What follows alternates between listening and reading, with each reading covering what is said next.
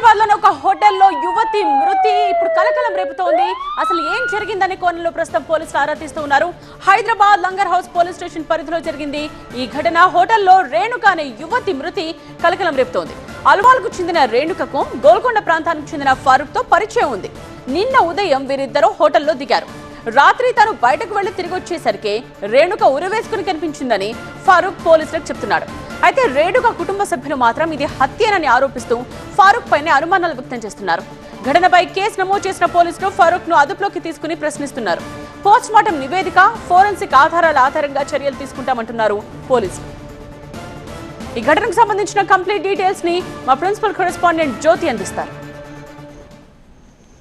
Langar house police station పరిధిలో hotel వి grand లో ఒక యువతి అనుమానాస్పదంగా మృతి చెందింది. ప్రస్తుతం ఆమె సూసైడ్ చేసుకున్నటువంటి ఆ రూమ్ దగ్గర ఉన్నాము. హోటల్ వి గ్రాండ్ లో రేణుక అనే ఒక యువతి అనుమానాస్పదంగా మృతి చెందడంతో ప్రస్తుతం పోలీసులు కేసు నమోదు చేసుకుని దర్యాప్తు చేస్తూ ఉన్నారు. అయితే రేణుకకి గత కొద్ది రోజుల నుంచి భర్తతో వివాదాల కారణంగా తాను దూరంగా ఉంటుంది. ఒక బాబు కూడా ఉన్నట్టుగా తెలుస్తోంది.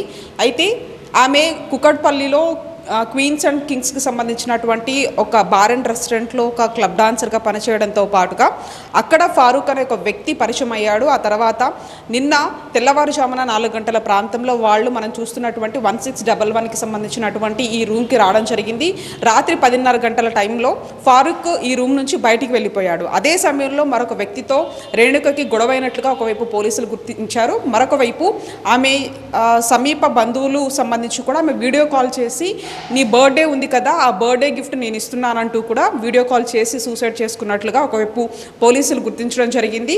అయితే ఈ సూసైడ్ గల కారణాలు ఏంటి, ఇది అనుమానాస్పదంగా మృతి చెందారనేది ఒకవైపు కుటుంబ సభ్యులు ఆరోపిస్తున్నారు. ఎందుకంటే ఇది సూసైడ్ కాదు, ఇది హత్య అని చెప్పేసి ఒకవైపు కుటుంబ సభ్యులు చెప్తూ ఉంటే పోలీసులు సైతం కూడా దీనికి సంబంధించి అన్ని కోణాల్లో కేసు నమోదు చేసుకుని అయితే దర్యాప్తు చేస్తూ ఉన్నారు. విడుదల శ్రీ వెంకటతో కలిసి జ్యోతి టీవీ9 హైదరాబాద్.